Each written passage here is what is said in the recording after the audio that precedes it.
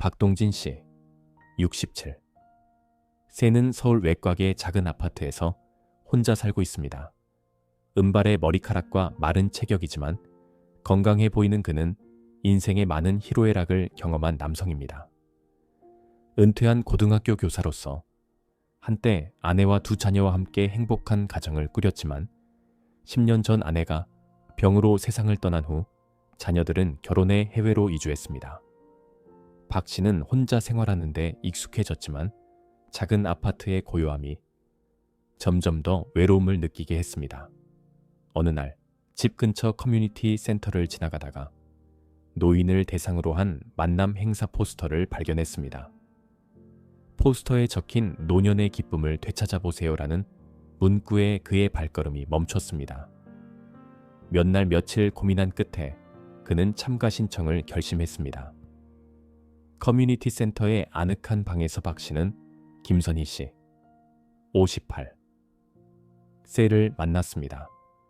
그녀는 금융업계에서 오랜 기간 일하다가 은퇴한 활발하고 자신감 넘치는 여성으로 대화에서 사람을 끌어당기는 매력을 가지고 있었습니다. 두 사람은 금세 편안하게 대화를 나눌 수 있었습니다. 김 씨는 유럽 여행의 꿈과 클래식 음악에 대한 사랑을 공유했고 박 씨는 교직 시절의 추억과 문학에 대한 열정을 이야기했습니다.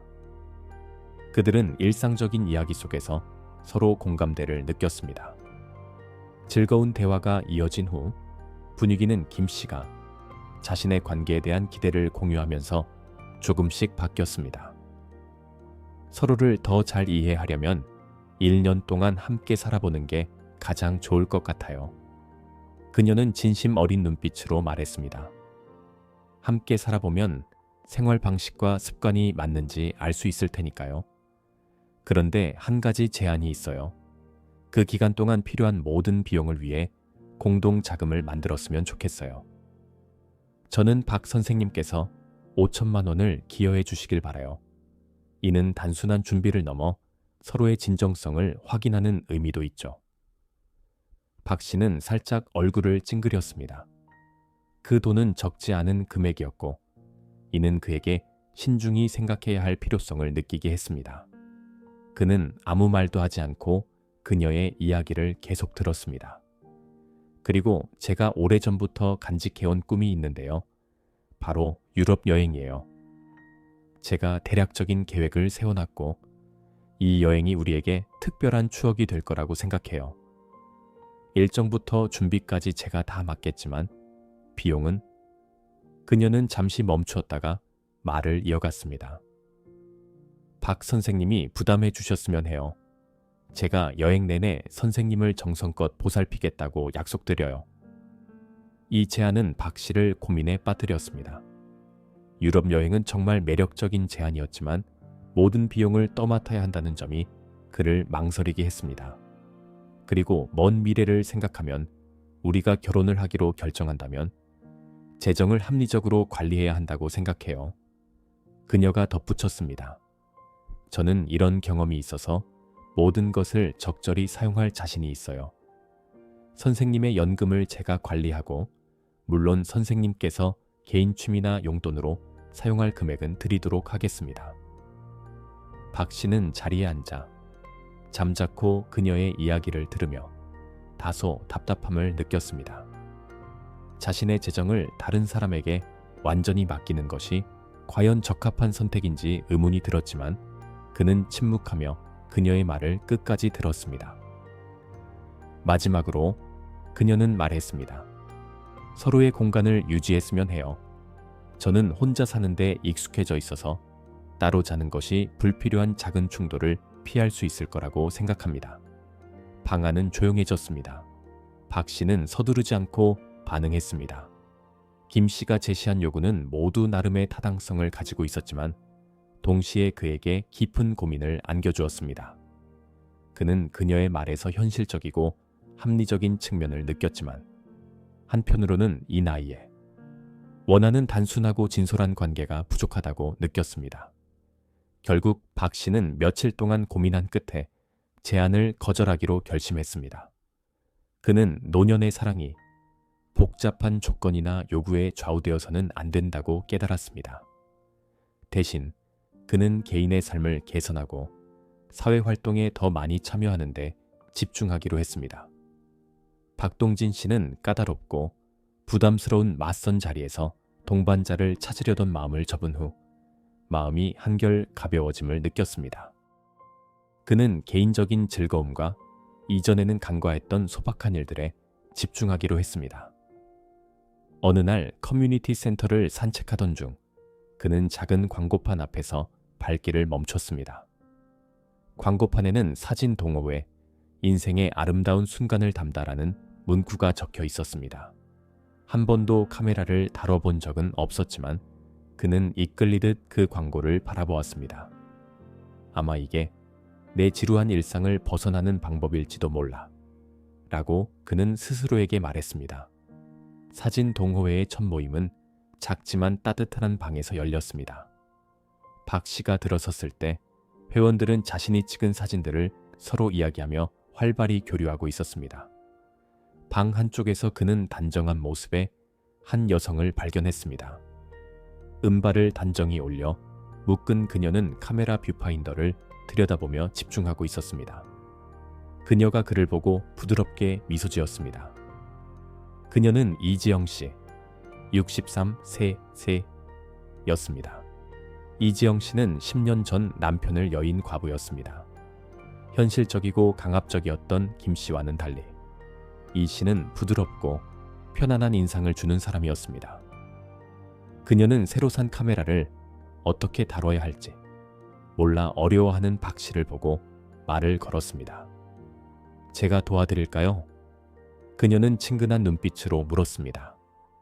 박 씨는 고개를 끄덕였고 두 사람은 함께 카메라 사용법을 탐구하며 오후 내내 시간을 보냈습니다. 동호회의 여러 만남을 통해 두 사람은 점점 친밀해졌습니다. 두 사람 모두 서두를 필요성을 느끼지 않았습니다. 그들은 오래된 책, 공원 산책, 그리고 아름다운 사진을 찍을 때 느끼는 기쁨 등 자신들이 사랑하는 것들에 대해 이야기를 나누기 시작했습니다. 어느 가을 설악산으로 동호회 실습 여행을 갔을 때 그들은 붉게 물든 단풍과 맑은 계곡을 함께 카메라에 담았습니다. 이 씨는 커다란 단풍나무 앞에서 멈춰서 감탄하며 말했습니다. 가끔 저는 우리가 특별한 것을 찾으려고 애쓸 필요가 없다고 생각해요. 그냥 눈앞에 있는 것을 소중히 여길 수 있다면 충분하죠. 그녀의 말은 박 씨에게 깊은 생각을 안겨주었습니다.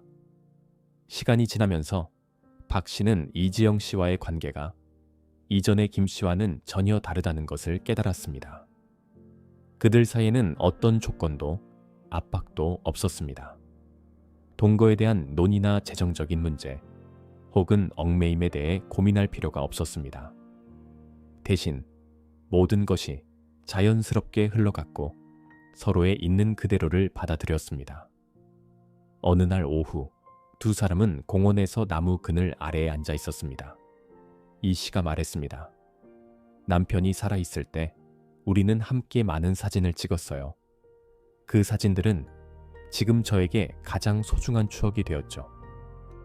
저는 행복이 항상 멀리서 찾아야 하는 것이 아니라고 깨달았어요. 그것은 우리가 서로 나누는 순간, 그것이 아무리 작더라도요. 박 씨는 침묵했습니다. 그녀의 말은 젊은 시절 아내와 함께 소박한 식사를 하며 웃던 날들을 떠올리게 했습니다. 그는 오랫동안 행복을 멀리서 찾으려 애썼지만 진정한 행복은 단순하고 진솔한 것들에 있다는 것을 깨달았습니다. 이지영 씨를 만나면서 박 씨는 삶에 대한 관점을 바꾸기 시작했습니다. 그는 이제 누군가와의 관계가 자신의 공허함을 채워줄 필요는 없다고 생각했습니다. 대신 그는 현재의 순간과 관계를 소중히 여기는 법을 배웠습니다. 그는 누구도 완벽하지 않으며 관계는 자연스럽게 서로를 받아들이고 함께 걸어갈 때만 지속될 수 있다는 것을 깨달았습니다. 어느 날 두 사람이 작은 언덕에서 함께 석양을 바라보고 있을 때 박 씨가 문득 말했습니다. 당신 덕분에 행복은 완벽한 사람을 찾는데 있지 않다는 것을 깨달았습니다. 그것은 서로 나누는 가치, 그리고 공감 속에 있더군요. 이지영 씨는 미소를 지으며 대답했습니다. 우리 모두는 상실을 경험했잖아요. 하지만 무언가를 메우려고 애쓰기보다 가끔은 우리가 가진 것을 받아들이고 즐기는 법을 배우는 것이 중요하죠. 그것이야말로 가장 중요한 일입니다. 그들의 관계는 거창한 약속을 필요로 하지 않았습니다. 그들은 함께 동호회에 참석하고 꽃밭, 강변, 그리고 낙엽이 가득한 작은 길을 사진에 담았습니다. 각 사진은 하나의 이야기였고 그들이 함께 나눈 순간이었습니다. 시간이 지나면서 박 씨는 이지영 씨가 단순한 동반자가 아니라 자신의 삶을 새로운 시각으로 바라보게 해준 사람이라는 것을 깨달았습니다. 그는 행복이 멀리 있는 것이나 부적합한 요구를 만족시키는 데 있지 않다는 것을 알게 되었습니다. 행복은 자신이 사는 방식, 그리고 주변 사람들과의 자연스러운 연결에서 오는 것이었습니다. 카메라를 들고 이지영 씨와 함께하는 매일은 더욱 의미 있게 다가왔습니다. 그들은 미래를 걱정하거나 어떤 약속에 얽매일 필요 없이 현재를 즐기며 소소하지만 충만한 순간들을 만들어갔습니다. 박동진 씨의 이야기는 노년의 행복이 배우자의 존재에 좌우되는 것이 아니라 자기 자신에 대한 만족과 의미 있는 관계에 있다는 것을 보여줍니다. 박 씨는 사진 동호회에서 다음과 같이 말한 적이 있습니다.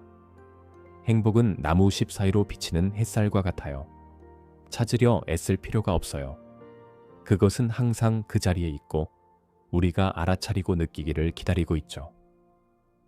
노년의 삶은 외로운 여정이 될 수 있지만 동시에 자신을 발견하고 새로운 관계를 구축하며 기억에 남을 추억을 만들어갈 기회가 되기도 합니다. 때로는 멀리서 행복을 찾으려 하기보다 자신을 사랑하고 현재의 순간을 즐기는 법을 배우는 것이 필요합니다. 박 씨의 이야기는 가을날 붉은 숲 속에서 사진을 찍는 두 사람의 모습으로 끝을 맺습니다. 그 순간 박 씨는 진정한 행복을 느꼈습니다. 그것은 조건이나 완벽함에서 오는 것이 아니라 공감과 나눔에서 오는 것이었습니다. 이 이야기가 전하는 마지막 메시지는 다음과 같습니다. 자신에게 진실하게 살고 평범한 것에서 기쁨을 찾으며 주변 사람들과의 관계를 소중히 여기십시오. 인생은 나이에 관계없이 항상 의미 있는 여정을 위한 시간입니다. 오늘날 한국의 노년층은 현대사회에서 많은 도전에 직면하고 있습니다. 보건복지부의 보고서에 따르면 30% 이상의 노인이 혼자 살고 있으며 이 숫자는 앞으로도 계속 증가할 것으로 예상됩니다. 고독과 버려질 것에 대한 두려움은 그들의 삶에서 상당한 부분을 차지하고 있으며 이는 많은 이들이 인생의 동반자나 친구를 찾아 삶을 나누려는 계기가 되었습니다. 그러나 이러한 공감과 유대감을 찾는 여정은 결코 쉽지 않으며 종종 예상치 못한 위험과 부담을 동반합니다. 연세대학교의 연구에 따르면 혼자 사는 노인은 가족과 함께 사는 노인보다 우울증과 같은 정신질환에 걸릴 확률이 40% 이상 높다는 결과가 나왔습니다. 이 사실은 건강한 사회적 관계를 형성하고 유지하는 것이 고독감을 줄이고 삶의 질을 향상시키는 데 얼마나 중요한지를 보여줍니다. 그러나 동반자나 친구를 찾을 때는 관계가 자연스럽게 발전할 수 있도록 지나친 기대나 높은 조건에 얽매이지 않도록 주의해야 합니다. 관계에서 중요한 것은 두 사람 간의 조화와 이해입니다. 각자는 저마다의 생활 습관과 가치관을 가지고 있으며 때로는 이러한 차이가 장벽이 될 수 있습니다. 따라서 진솔하고 열린 대화는 이러한 차이를 극복하고 지속 가능한 관계를 만드는 가장 좋은 방법입니다. 또한 다른 사람으로부터 행복을 찾기 전에 노년층은 스스로를 강화하고 독립적이고 만족스러운 삶을 구축해야 합니다. 강한 내면은 긍정적인 관계를 발전시키는 기초가 될 것입니다. 동시에 중요한 결정을 내리기 전에 가족의 의견을 존중하고 참고하는 것도 잊지 마세요. 가족은 단지 격려의 원천일 뿐만 아니라 정신적인 지지대 역할을 하여 모든 상황에서 안정감을 제공합니다. 인생의 동반자를 찾는 것 외에도 노년층은 노인클럽, 자원봉사단체 또는 기술학습 강좌와 같은 지역사회활동에 참여할 수 있습니다. 이는 교류와 친목의 기회를 제공할 뿐만 아니라 일상생활에서 즐거움과 의미를 찾을 수 있도록 도와줍니다. 노년은 행복을 추구하는데 장애물이 될 필요는 없습니다. 중요한 것은 열린 마음과 진실성을 가지고 작은 행복을 소중히 여기는 것입니다. 복잡한 기준이나 기대를 세우기보다는 주변 사람들로부터 공감과 진솔함을 찾으세요. 행복은 반드시 인생의 동반자로부터만 오는 것이 아니라 때로는 기쁨과 슬픔을 함께 나눌 수 있는 친구 한 명만으로도 충분히 따뜻한 위안을 얻을 수 있습니다. 그러므로 매 순간을 즐기고 최선을 다해 삶을 살아가세요. 진정한 행복은 언제나 여러분의 손안에 있습니다.